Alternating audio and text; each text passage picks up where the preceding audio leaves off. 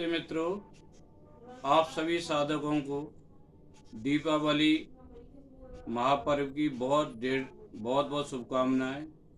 महालक्ष्मी की कृपा आप सब पर बनी रहे, ऐसी मेरी प्रभु से प्रार्थना है। इस बार दीपावली पर्व 14 नवंबर को दिन शनिवार सतविसा नक्षत्र को पड़ रहा है।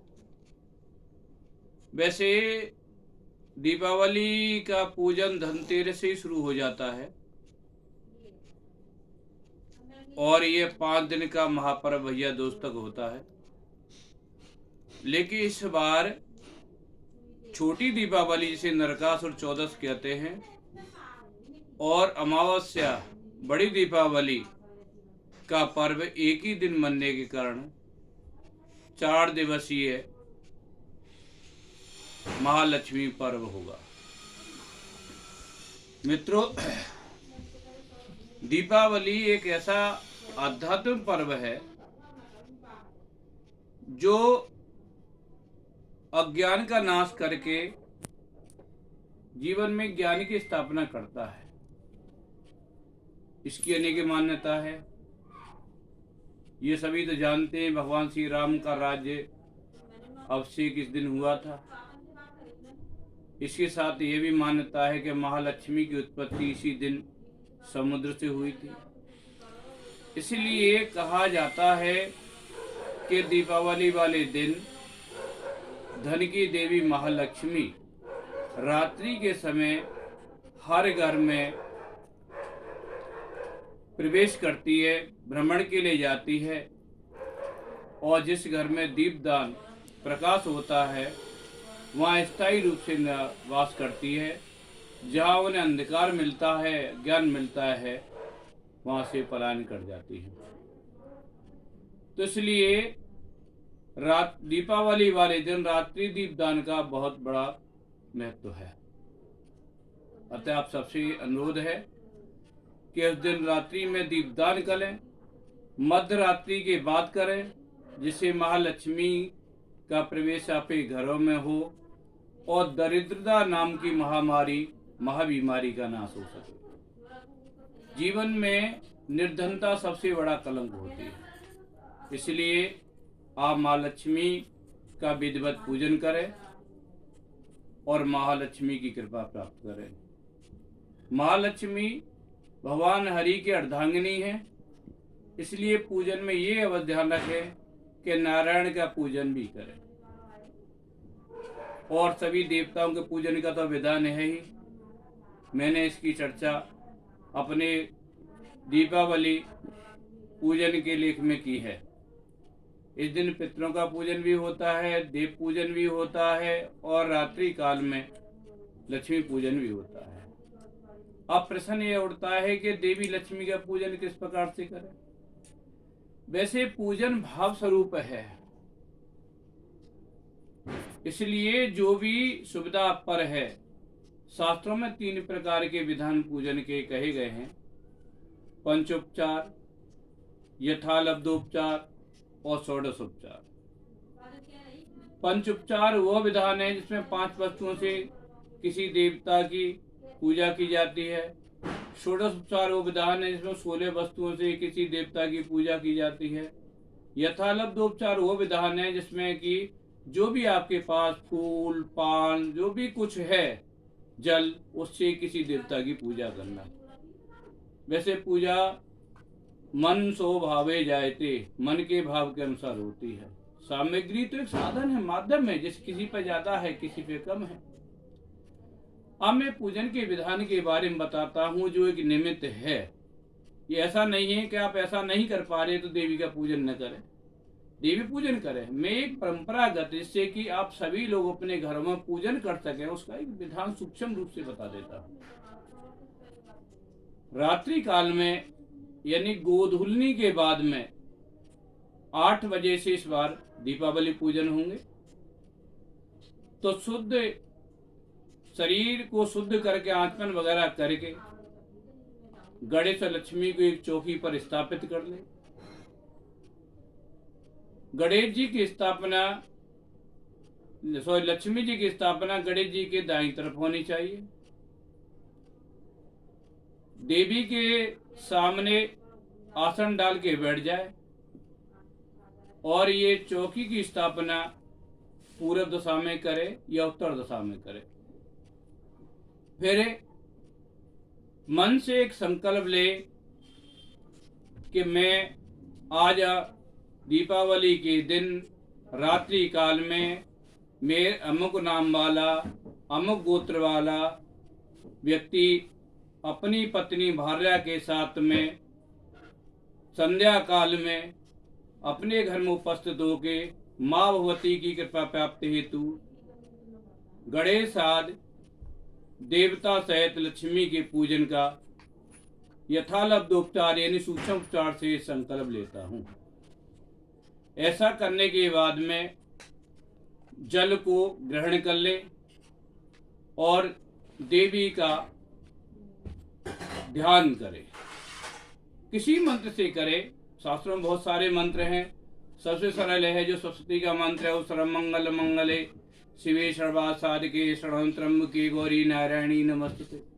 इस मंत्र से देवी का आह्वान करे, फिर देवी का ध्यान करे, फिर देवी का आह्वान करे और कहे हे लक्ष्मी, हे माँ भगवती, आप मेरे घर आइए। उसके बाद में देवी को बिस्तर आसन दे बैठने के लिए। अब आपसे बिस्तर क्या है, मूली के टुकड़े को गोल तरीके से काटकर जहाँ लक्ष्मी आपने स्थापित की है वहाँ उनके चरणों में रख दे और गणेश जी को जहाँ स्थापित है गणेश जी के चरणों में रख दे, उन्हें आसन दे और कहे आप मेरे आसन इस पर विराजमान हो। फिर उसके बाद में देवी को अर्घ्य दे, फिर आचमन कराए और देवी पर जल के द्वारा फूल से जल के द्वारा छींटा करते हुए शुद्ध जल से स्नान कराए, फिर दूध से स्नान कराए, फिर दही से स्नान कराए, फिर घी से स्नान कराए, फिर सकरा से स्नान कराए और फिर पंचामृत से स्नान कराए। अगर ऐसा नहीं करे तो एक पात्र में दूध, दही, घी, शहद, सकरा ये पांचों चीज डालकर वह भगवती को स्नान कराए और शुद्ध जल से स्नान कराए। शुद्ध जल से स्नान कराने के बाद में देवी भगवती की प्रतिष्ठा करे और प्रतिष्ठा में अक्षत कुमकुम युक्त अक्षत लेकर देवी के ऊपर छोड़े। ओम गौरीये नमः, पदाये नमः, सचिये नमः, मेघाये नमः, जयाये नमः, विजयाये नमः, मात्रो नमः, कुलमातो नमः, अष्टिये नमः, पुष्टिये नमः, संतुष्टि नमः, स्वाहाय नमः, सुधाय नमः। इस तरह से देवी की स्थापना करे और देवी की स्थापना करने के बाद में फिर माँ भगवती के लिए उपवस्त्र, वस्त्र आदि भेंट करे, दीप दिखाए और दीप दिखाने के बाद में देवी के अनेक स्वरूप हैं। देखिए, देवी के अनेक स्वरूपों के बारे में हमारे शास्त्रों में कहा गया है कि देवी को 16 सिद्धियां प्राप्त है और देवी के 8 स्वरूप हैं। इसलिए देवी के 8 स्वरूप हैं और देवी को 16 सिद्धियां प्राप्त हैं। तो देवी के सिद्धियों का पूजन भी करे और देवी के सिद्धियों का पूजन भी करे और देवी के स्वरूपों का पूजन भी करे। तो देवी को अष्ट सिद्धियां यानी कुमकुम युक्त अक्षत लेकर देवी का पूजन करे। ओम अपरमाय नमः, ये पहली देवी की सिद्धि है। से पूर्व देवी के पूर्व अंग में इस तरह पूजन करे। ओम महिमणाय नमः, इस तरह देवी के अग्नि में अक्षत को छोड़े। ओम मणमाय नमः, इसे दक्षिण दिशा में पुष्प यानी अक्षत और कुमकुम छोड़े। ओ पड़माहे नमः, इस तरह से नैऋत्य में छोड़े। ओ पादपाहे नमः, इस तरह से देवी के पैरों में छोड़े। ओ परवयाहे नमः, इस तरह से वायव्य दशा में छोड़ते हुए माँ भगवती का पूजन करे। इस तरह से 8 प्रकार की जो सिद्धियां हैं देवी का पूजन करे। और इस प्रकार इसी तरह से जो देवी की 16 सिद्धियां हैं, सर्वांगों का पूजन करने के लिए कि देवी को 16 प्रकार की सिद्धियां प्राप्त हैं। कुमकुम और अक्षत ले ले और इस तरह से देवी के पूजन करे। ओम चपलाहे नमः, इस मंत्र से देवी के पैरों का पूजन करे। ओम चंचलाहे नमः, इससे देवी की जंघा का पूजन करे। ओम कमलाहे नमः, इस तरह से देवी की पीठ का पूजन करे। ओम कात्यायने नमः, इस तरह से देवी की नाभि का पूजन करे। और जगमाहे नमः, इस तरह देवी के जठर का पूजन करे। और विश्व वल्लभाहे नमः, इस तरह से देवी के वक्ष स्थलों का पूजन करे। और कमल वासनाहे नमः, इस तरह से देवी के स्थलों का पूजन करे। और पद्मनाभाय नमः, इस तरह से देवी के मुख का पूजन करे। और कमल पादाय नमः, इस तरह से देवी के नैनों का पूजन, नेत्रों का पूजन करे। और ओम श्रेयाय नमः, इस तरह से देवी के सिर का पूजन करे। ओम महालक्ष्मी नमः, इस तरह से मंत्र बोलते हुए कुमकुम और अक्षत देवी के सर्वांगों पर छोड़ दे। इस प्रकार से देवी की 16 स्वरूपों का पूजन करे, 16 सिद्धियों का पूजन करे। और देवी का पूजन करने के बाद में माँ भगवती को प्रसाद का भेंट करे, फल आदि जो भी आपके पास है, दीप भेंट करे, दीप जलाए। और दीप जलाने के बाद में देवी के सर्वांग की आरती करे।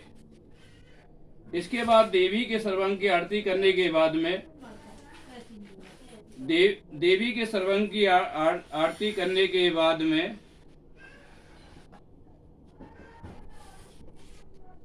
आप यानी देहली का पूजन का विधान है। अपने घर की देहली पर शुभ स्वास्तिक बनाकर अक्षत और कुमकुम से उसका ओम देहलाय नमः, ओम देहला लक्ष्मी नमः इस मंत्र से पूजन करें। उसके बाद में झाड़ू, घर की जो झाड़ुओं से मूली से बांधे, ओम स्वच्छ लक्ष्मी नमः इस मंत्र से झाड़ू का पूजन करें। और उसके बाद में घर की जो तिजोरी है उसमें सुपारी और अक्षत रखे। और सुपारी अच्छे रखने के बाद में जो अष्ट सिद्धियां बताई थी उससे देवी का पूजन करे और उसमें अक्षत स्थापित कर दे। इसके साथ साथ उसके साथ साथ तुला का पूजन भी करे। तराजू विमान प्रतिष्ठा का प्रतीक है, इसलिए ओम महालक्ष्माय नमः, ओम महासरस्वताय नमः इस मंत्र से तुला का पूजन करे। तुला के दोनों पल्लों पर स्वास्तिक वगैरह बना ले। इसके बाद में आपका वही खाता, अगर व्यापारी है तो वही खाते को मूली से बांध ले और उसको स्वास्तिक बना ले। उस पर ओम महाकालकाय नमः मंत्र से ओम महालक्ष्मी नमः दो मंत्रों से पूजन करे। कलम जो ज्ञान का प्रतीक होता है उसमें महाकाली का पूजन होता है। कलम और दवात जिसमें इंक रखी जाती है, दोनों के पूजन का दीपावली का विधान है। इसलिए दोनों पर स्वास्तिक बना ले। और कलम दावत का पूजन माँ काली के रूप में ओम महाकालिकाय नमः मंत्र से करे। और उसके बाद में कलम का पूजन भी महाकालिकाय मंत्र से करे। इस प्रकार से सभी प्रकार के पूजन करने के बाद देवी को देवी की मुख्य आरती करें। जो भी आपको याद है, अगर लक्ष्मी आरती नहीं याद तो आप जो भी देवी की आरती करते हैं गौरी की उसे करें। लेकिन ये ध्यान रखें कि लक्ष्मी की आरती के साथ में भगवान नारायण की आरती भी करें। और आरती करने के बाद में पुष्पांजलि से देवी से क्षमा प्रार्थना करें। और क्षमा प्रार्थना करने के बाद में अपनी जो पूजा है उसका फल देवी को अर्पित करें। और अर्पित करने के बाद में देवी से क्षमा प्रार्थना करें कि माँ भगवती आप हम सब पे कृपा करें। हम कोई मंत्र नहीं जानते, कोई साधन नहीं जानते, पर हम दीनहीन हैं, मंत्रहीन हैं, लेकिन आपकी कृपा के पात्र हैं। हम आपकी शरण में हैं। हे माँ, आपकी कृपा हम सब पर हमेशा बनी रहे। हमारे जीवन में दरिद्रता का नाश हो, ज्ञान का प्रकाश हो। हे नारायणी, आप नारायण की सेवा करने वाली हैं, इसलिए हमारा जीवन भक्ति भाव से भी जुड़ा रहे। इस प्रकार की कृपा हम पर करती रहें, इसे प्रार्थना करें। और देवी को घर के यानी आभूषण वगैरह से शोभित कर दे। दीप को रात को जलते रहने दिया जाए और अंग शोभित कर दे, जिससे कि माँ भगवती आए प्रसन्नता पूर्वक आपको आशीर्वाद देकर जाए। ये ध्यान रखें रात को तिजोरी जो और बही खाता कलम जो भी हैं उनको बांध कर खुला ही रख दे। तिजोरी को खुला रखने के लिए यह आवश्यक है देवी की दृष्टि उस पर पड़ जाए। लेकिन आधुनिक समय में चोरी आदि की वारदातों को ध्यान में रखते हुए ही इस परंपरा का निर्वाह किया जाए, क्योंकि आजकल समाज बड़ा सात्र हो गया है। इसलिए मैंने इस समय विधान आपको बताया है। यदि भी लक्ष्मी पूजन किसी पूजन का तो कोई अंत नहीं है, लेकिन पूजन भाव स्वरूप है। इसलिए मित्रों मेरा आश्रय यह है कि आप किसी विधान से के पूजन करें, भाव से पूजन करें कि दीपावली पर्व वर्ष भर का महान पर्व है। कोई बात नहीं, आपके पास जो भी पुराना काल में साधन है लेके आप पूजन अवश्य करें। आप सबको ढेर सारी दीपावली की शुभकामनाएं। नमस्कार मित्रों, अगर मेरा ये पूजन आपको पसंद आए तो मेरे चैनल को सब्सक्राइब करें, ध्यानपूर्वक सुने, और अगर इसमें आपको कमियां हैं तो उसे अवश्य बताएं, जिससे मैं भविष्य में उसे सुधार सकूं। नमस्कार।